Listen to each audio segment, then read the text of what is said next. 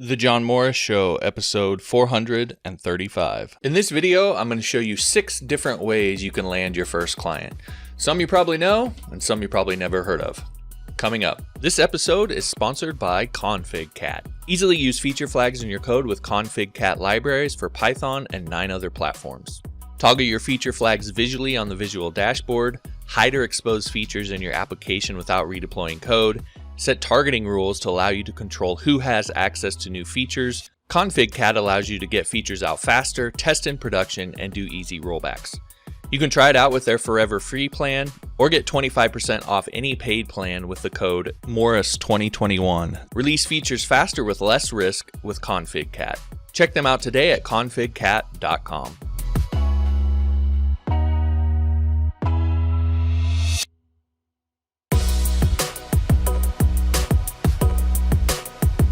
So one of the simplest things you can do to land your first client is simply to ask a friend or family member, because these people already know you and trust you. You don't have to necessarily do a ton of convincing, and they're going to be willing to work with you.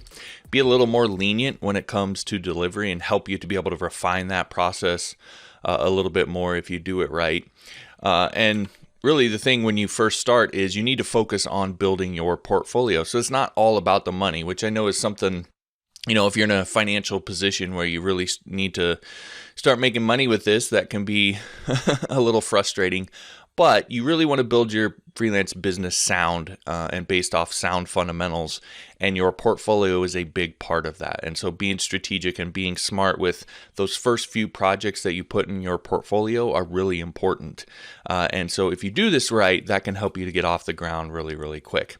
Now, some things that I recommend when you do this in order to make it as painless as possible. As much as possible, make sure and charge. Even if it's not that much, you want to charge something. And there's a couple reasons for that. First off, if you create the precedent among your family and friends that you're going to do free work for them, it becomes really hard to break, and it puts a lot of pressure on you because you might have done the first project free. That person goes around, starts telling everybody that you built their website or created their logo or whatever for free. Now all those people, if they want to take you up on your services, they start to expect the same thing, and telling one friend, hey, I want to charge you when I didn't charge this other one, it becomes a little bit of a conflict. So you really want to charge from the very beginning, even if it's not that much. That way you set the precedent, and when this first person that you work with starts going around telling everybody, the story is that you also charged them. It wasn't a ton, but you did charge, and everybody else will expect that when they come to you for work. It also gets you used to the idea of charging people for what you do and gets you over that first hump. That first time that you charge someone can be a little scary. And so just getting over that hump and getting used to that, it helps you to build some confidence and not be afraid to charge for what you do. And that can be a really big hurdle for a lot of people. And if you're doing it with a friend or family member, again, you're going to have a little bit more leeway if you pick the right person. And it's going to be a little bit easier for you to go through that process. So there's not as much pressure as it would be with a fully paid client. You also want to be strategic in who you ask. I mean, I have a brother that if I were starting over today, he'd be the first person that I go to, because not only does he know everybody somehow, you can walk down the street and almost in the middle of nowhere and he knows everybody that he sees. So he has a huge network. But also, he just runs his mouth a lot. I love him, but he does talk a lot of smack. And so I know that if I do something for him, that he has a bunch of people, and he's probably going to tell them all about what I did. And he's going to introduce me in this and that. And so he would be a really smart person for me to start with. So you want to be strategic in that sense. Also, another way you could use this is if you have a friend of yours or a family member who tends to be a little more grumpy, I would be a good fit for this. If they tend to be a little bit more grumpy and you know that they're going to kind of put the screws to you when it comes to the delivery and tell you stuff they don't like and call you on your BS a little bit, that's a good person to help you really refine your delivery process before you go out to a paid client, because that's what a paid client's going to do. So it's a good idea to go through that maybe once if you have a friend like that will do that for you. It may be frustrating, but it can be of value to you. Again, long-term fundamentals, building your business right from the start. So those are a couple examples, but just be strategic in who you ask. Don't just ask the easiest person or the nearest person or anything like that. Think about it a little bit and ask people who are going to help benefit you building your business and also growing and expanding and marketing and getting new clients and so forth as best you can. Another thing here, you just want to get it done as fast as possible. When you're working with family and friends, it can be a little tricky. And the longer it drags on, the more potential there is for issues coming up.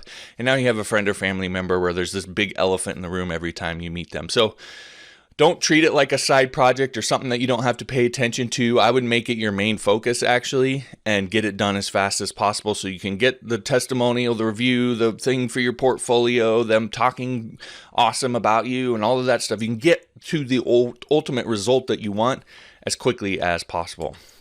Also, I recommend doing a contract and everything. Again, it sets the precedent with them that you're taking this serious. This is a real thing. This is not just, hey, buddy, let me do this for you. Like, you're treating it seriously. And so that gets them to do the same. Also, it gets you just, again, used to going through that process so that you get comfortable with it and you know how it works.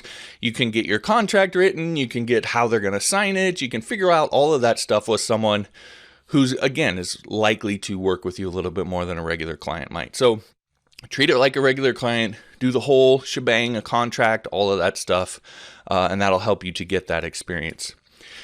I kind of mentioned this, but you can use this to build and refine your delivery schedule. I think actually in a lot of ways, working with a friend or a family member can be more beneficial as your first one or two clients than actually getting a paid client first off.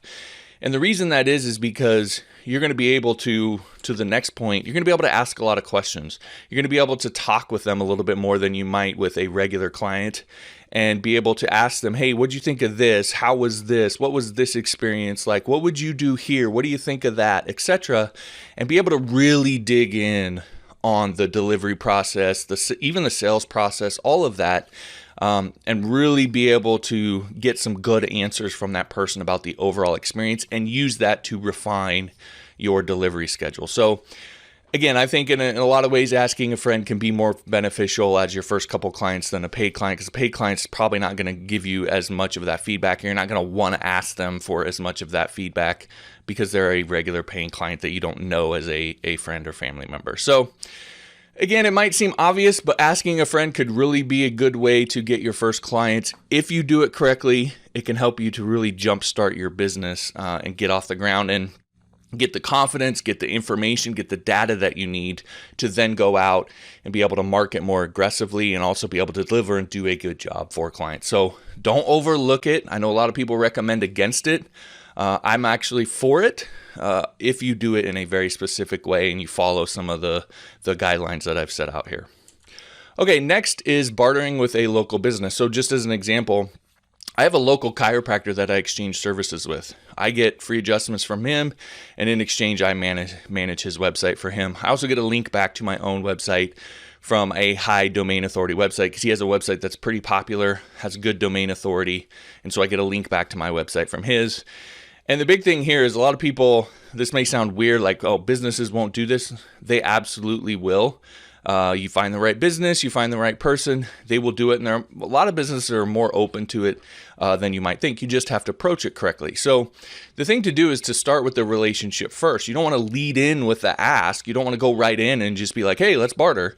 You want to actually get to know the person a little bit, patronize their business, and then let it come up as a natural part of conversation, and actually do some research to make sure that they actually need your services before you ask them. Okay. When you get it, if you approach it that way, a lot of times they'll be the one that brings it up when they figure out what you do and they might actually need your services. They'll be the one to bring it up. And that's actually what happened with me in this particular case. As I mentioned, you want to invest in their service first. So a big thing with businesses like this, they're used to and most afraid of being taken advantage of. So in a situation like this, you want to send clear signals that you're not trying to take advantage of them. And a good way to do that is just to go and patronize their business, go to the chiropractor, go to the doctor, go to the lawyer. And if you actually need one of their services, go and use it. And then as that relationship develops, then lead into the ask about bartering with them for services. So, and the thing about local businesses is they tend to have big networks because they're out there networking. They're out there trying to get clients. They have their own clients and customers. They're always out there trying to get more. A lot of them are part of meetup groups, etc. So if you can get in good with one or two local businesses, that can open you up to a whole network of potential clients. So it's worth taking the time and investing this. Of course, you want to make sure it's services that you'll actually use. Because if you're bartering with someone and the service that you're getting isn't something useful to you, you're going to start to feel a little jaded and resentful and like it really isn't benefiting you all of that much. So you want to make sure that it's services that you'll actually use. And also, it's hard to start a relationship with someone if you're not actually going there consistently, to use the services, getting your hair cut, getting your back worked on, or getting massage, or whatever it is. It's hard to build a relationship if you're not actually using the services.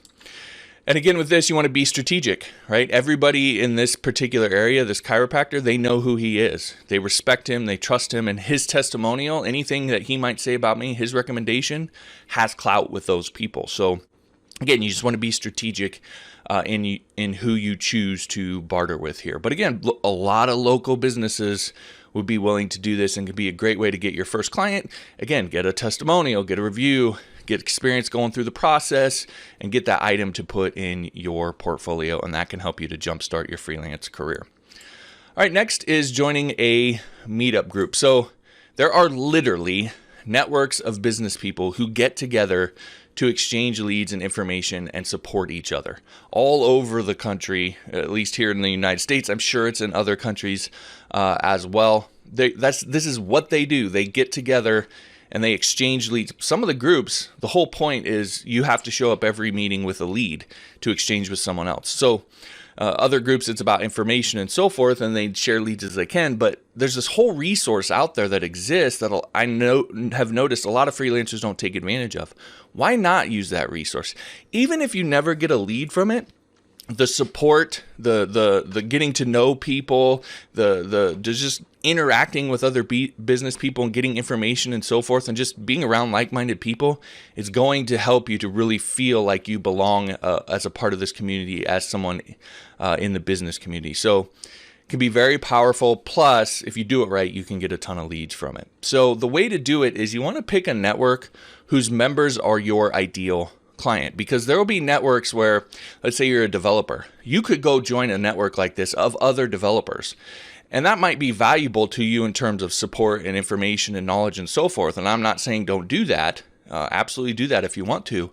But if you really want to get leads, if you want to get clients, you want to pick a group where they are actually, the members of that group are actually people who would hire you for your services. So as a web developer myself, the groups that I joined would be people that are realtors, there was insurance agents, there were just sort of local businesses that owned shops and like clothing shops and so forth. All of these people were people that either had websites that needed redone, managed, etc., or they wanted websites. And so they were actually people who would hire me for my services. And that's where all of my leads came from as a result of these networks. And that's why I was able to get so many leads out of these networks because I picked the right group. So again, pick a network whose members are your ideal client. Then once you're in there, just focus on being helpful. You don't have to go in and just be really aggressive and selling your stuff and being, all slick and this and that.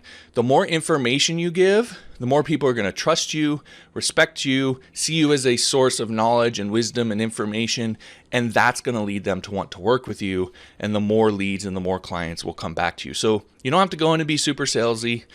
Just go in there, share information. Again, as a freelancer, you can share all the information because these people, they don't want to do it themselves, right? They want to hire somebody. So share as much information as you want and become a trusted source. That's what's going to lead to success here. And just think of every person in the group as a quote unquote node in your social network that links to dozens, maybe hundreds of other people. So if you honor those relationships, you share information. If one of those people, one of those nodes on the network sees you as a valuable resource and someone they like and trust, they can open you up to dozens, if not hundreds of other people that could be potential clients that they could recommend you to, talk about you, rave about you, whatever. So just be really cognizant of those relationships and honoring those relationships and being someone that others know, like, and trust. As far as group size, the smaller groups are going to be easier to get into and become known as someone that is a trusted resource. You also have larger groups that may have thousands, hundreds of thousands. Some of them are nationwide networks that have hundreds of thousands of people. But every community, at least that I've ever been in and done this, tends to have a dominant sort of network in the area. That's the big network. And so you obviously want to be a part of that. But you also want to be in some of the smaller ones where there's 15, 20 people, so that you can become known and trusted and liked, and then you leverage the context in that network to help you in the bigger networks, because almost all of these people are going to belong to multiple meetup groups. Almost all of them are going to probably belong to that dominant local one, and so the ones that you get to know in the smaller group can help introduce you to others in the bigger group, and that helps you to maximize the value that you get out of those larger groups. So again, just be smart, be strategic, think about how you want to do this, and that'll lead to success with this. Now, as far as getting started, meetup.com is a good place to start. If you go there, you can look up meetup groups in your local area. You can search by topic, and there's, depending on where you live, there might be hundreds of groups. Even where I live like literally in the middle of nowhere, about as boony-ish as you can get. There's still several different groups in this area that I could join up in. So there may be hundreds of groups that you can go through and sift through and just, ultimately pick one and see how you join and get started and just get that first one under your belt. And then you can kind of go from there. You'll have a better understanding. All right, the next thing you can do is to sponsor a local team or organization, which I think some of you might be like, what? But don't underestimate this, because $20 to $30, which sometimes these sponsorships, that's all they cost, that can get you in front of thousands of potential eyeballs. Your name on the back of a Little League jersey, or on the seat cushion that people get when they buy them from the stands. That's when I was in high school, at least that's what they had. Whatever it is, your name mentioned on the radio. A lot of these sponsorships don't cost all that much, and there's thousands and thousands of people that pay attention to these sports overall when you look at the big picture. So again, a very low investment can get you in front of a lot of people and just get your name out there. If you think about the context of maybe right now in your local area, nobody knows who you are. Nobody knows what you do. And you're thinking, how do I get my name out there? How do I get people to know who I am? This is a really easy, cost-effective way for you to be able to do that. And not only that, but it creates a ton of goodwill, right? If you are the person that gives some money, that helps someone's kid be able to get t-shirts for their little league team, those parents, those people are going to be incredibly grateful. So it creates a ton of goodwill. And one of those parents might be, like my brother, who knows everybody and talks a lot of smack and goes around talking about you, or introduces himself to you and wants to know more about you. What do you do? Hey, I really appreciate you sponsoring, Again, it can just create a ton of goodwill. Don't underestimate that goodwill. Goodwill can trump talent, can trump marketing acumen, all of those things. Just being someone who other people like and they want to help, they want to see succeed because you've been good to them, that can override a lot of the other stuff. Not 100%, but it can help you get your foot in the door. Also, you're going to be building, when you do this, a lot of these sponsorships are set up through the coaches, through the organizers. And those people tend to have oversized networks because they're the coach of the Little League team or the high school football team. All of the parents and all of the people associated with those programs tend to know who they are and want to talk to them, want to be known by them, etc. So they tend to have oversized networks. And so if you get those people where you're sponsoring their teams on a consistent basis, you get those people on your side, that can help also to really get your name out there and create a ton of goodwill. Now, when you're doing this, do a little bit of research, right? You want to sponsor the teams that get extra attention. So, for example, high school football teams tend to get oversized attention. They tend to have, more fans and supporters and so forth. It's not 100% across the board, but that's just a general rule of thumb. And so you just look at your local area and kind of look at the organizations and the teams that tend to get a little bit more attention. And those are the teams that you want to sponsor. Another thing, radio sponsorships tend to be better than signage because, you might have your logo on the back of the t-shirts, but who's all going to see that? Are people in the stands going to see that? Maybe not. The parents will obviously know because they have to wash their kids' clothes and all of that stuff. But if you do a radio sponsorship, a lot of times they read out the sponsors on the broadcast multiple times throughout the broadcast.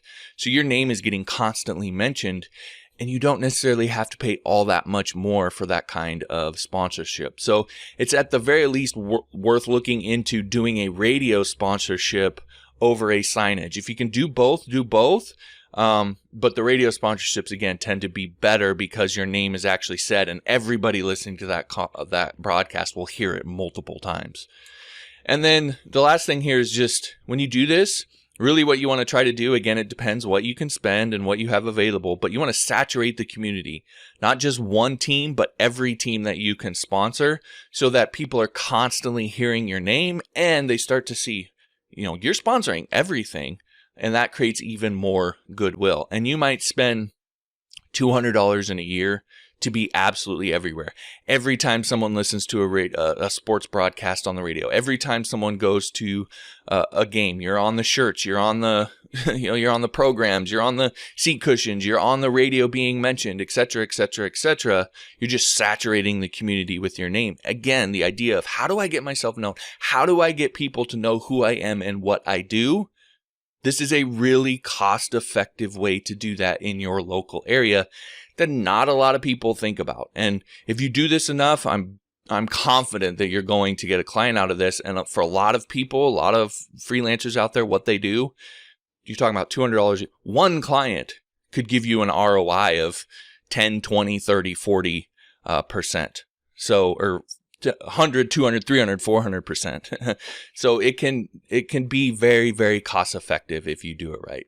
Before I continue, a quick word from our sponsor, ConfigCat. ConfigCat is a feature flag service. Easily use feature flags in your code with ConfigCat libraries for Python and 9 other platforms.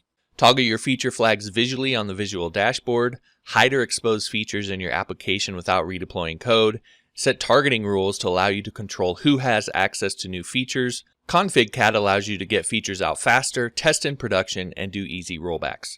You can try it out with their forever free plan, or get 25% off any paid plan with the code Morris2021. That's MORRIS 2021. Release features faster with less risk with ConfigCat.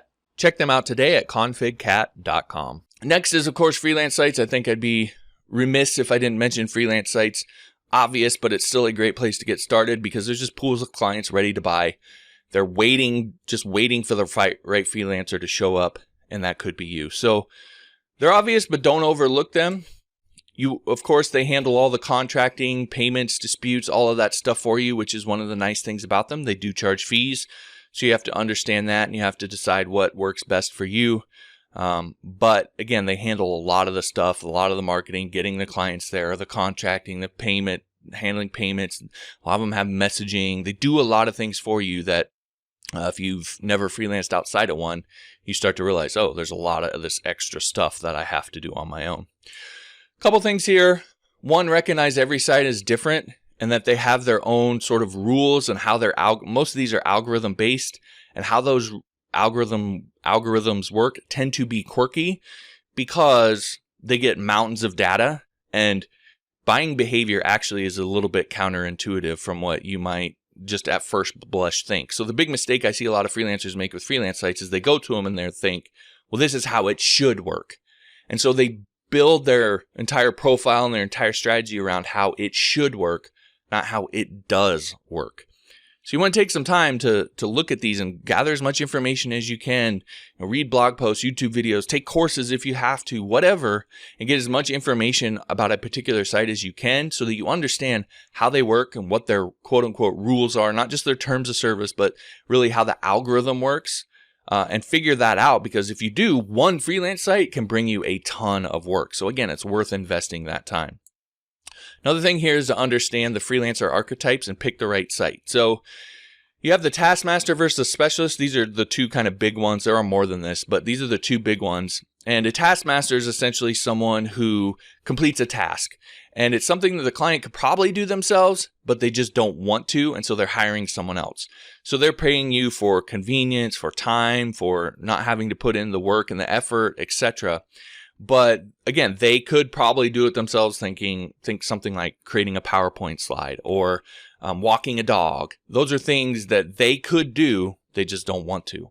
Okay, that's a taskmaster. That tends to be sites like Fiverr. You're going to have, those sites are more built around that. So you want to, if that's what you are, it's perfectly fine. If that's the service you provide, you just know you're going to have a hard time trying to go on Upwork and offer that service, because that's not really what the clients over on Upwork are looking for. Vice versa, if you're a specialist and you go to Fiverr, again, there you can do some of that there, but it's not really what the site is oriented around. Fiverr is trying to become more of that, but a lot of the clients there, that's not what they're looking for. So the right archetype for the right site. Specialist, of course, is someone who the client probably couldn't do it themselves, or they couldn't do it as well themselves, and so they're hiring someone for their talent, their wisdom, their expertise, etc. And so it's just a different thing that they're after. They're not looking for someone to just complete a task. They're looking for someone who can do something that they can't do themselves. Tends to play better on Upwork and freelancer.com and some of these other sites out there. So just know the archetype that you're in and pick the right site for that archetype. Also, a big mistake that I see, you must address what I call the new freelancer problem, right? So what this is it can be two things. Either you're brand new and you have no portfolio, you have nothing to put in your, you have no client reviews, you have none of that stuff. You don't have any job history, etc.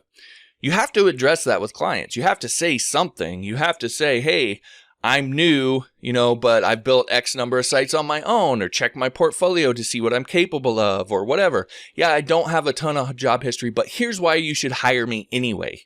You have to have that discussion, because if a client goes to your profile on a freelance site and sees no job history, no reviews, no testimonials, no nothing, why are they going to pick you when there's thousands of other people who do what you do, who have all of that stuff? And it gives them a sense of confidence.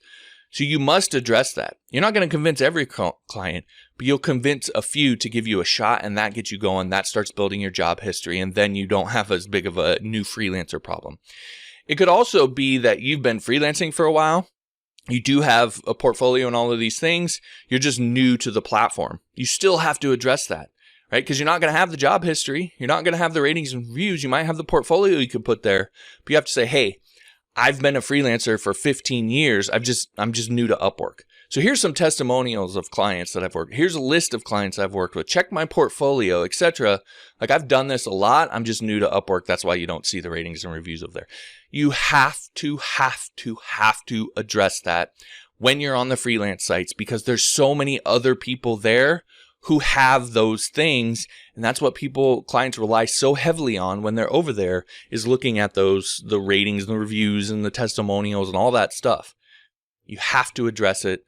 Otherwise, they're just going to pick someone else and move on and not give it a second thought. So make sure you do that on any freelance site that you go on. The last one here that we'll talk about then is the online influencer. So the thing about online influencers, they've got huge networks, right? So they have a lot of people that are following them. They tend to have a lot of influence, thus the name, with a large group of people. So if you can get one of these people who knows you, likes you, wants to talk about you, that can be a big boon for your freelance business and help you to land your first client. Keep in mind, they have people asking them for stuff constantly. Okay. I get this a lot. People, every time they email, every time they message me, they're asking me for something. They want me to answer a question for them. They want me to do this for them. They want me to do that for them. They're always asking me to do something for them. You can ask any online influencer out there. They'll tell you the same. The majority of people who contact them, that's what they do. So if you come in and you want to give them something legitimately, not I'll give you this if, or I'll give you this under the guise of you're going to promote my stuff. You just legitimately go in and say, here, I want to give you this. I want to do this for you. Nothing in return. I swear I don't want anything back from you. That would be a breath of fresh air. And the thing about it is most actually do need help, right? If they're popular enough, they have enough going on that they're already hiring people, right? I hire people all the time. So they need help. So if you go in and you're offering to do it for them for free or at a very reduced cost, like that's a breath of fresh air to them. And they're actually going to be probably more willing to listen to it than you might expect. Now, the thing here, and this is the hardest part for people, don't expect anything in return. Don't go into it with a quid pro quo right off the bat, right? Because they're going to sniff that out, and I'll just I can tell right away when someone's doing that. And I just kind of like, okay, whatever. And I'll look, but it's not the same as if someone were to just come in and be like, here, let me do this for you. And I don't expect anything in return. And the thing you have to realize is that if you overwhelm them with help, right? If you really do give them something and it's amazing and you do a great job, like they're gonna talk about you eventually.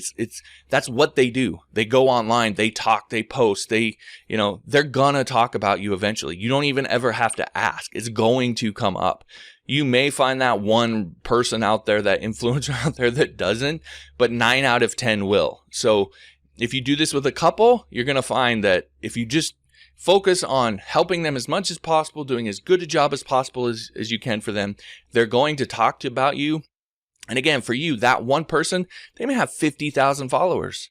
So if they mention you in some way, shape, or form, like you're going to get noticed as a result of that, and it's going to lead to clients. So you won't ever really have to ask if you do it right. The other thing is it can also open up potential collaboration opportunities. The potential for you to, go on their YouTube channel or, to create some content for their Instagram account or whatever it is. It can open up those collaboration opportunities, which can be even more valuable. So it's worth investing some time in this. Now, just know they'll be skeptical for a while. They're used to being taken advantage of. That's what most people just come in and want something from them. So just stick to helping as much as you can and you'll be fine. And as I've said, one big influencer can kickstart your entire freelance career. The example I'll use is Michael Hyatt. I did a project for Michael Hyatt. He had, at that time, it was like 350,000 visitors to his blog every single month. He mentioned me on his blog at one point, and I suddenly started getting all these people who wanted me to build them websites. So one influencer can kickstart your entire freelance career. I made tens of thousands of dollars off of that one mention from him. So don't overestimate it. Ultimately, though, at the end of the day, what matters is that you do something. Probably the biggest thing that I see where people get stuck getting their first client is they don't do anything, or they kind of half-ass do something. Right? If you do that, then you're never going to get anywhere. If you're going to, if you want to get your first client, do something and do it all the way. So pick one of these things that I mentioned or something else out there that you may have come across and just do it. And that's how you're going to get the result that you're after. Anyway, that's the episode. If you liked it, I'd appreciate if you'd hit the like button, subscribe, and we'll talk to you next time. This episode is sponsored by ConfigCat. Easily use feature flags in your code with ConfigCat libraries for Python and 9 other platforms.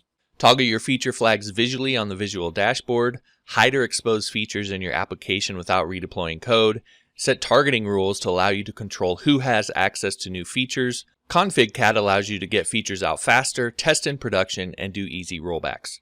You can try it out with their forever free plan or get 25% off any paid plan with the code Morris2021. That's MORRIS 2021. Release features faster with less risk with ConfigCat. Check them out today at configcat.com.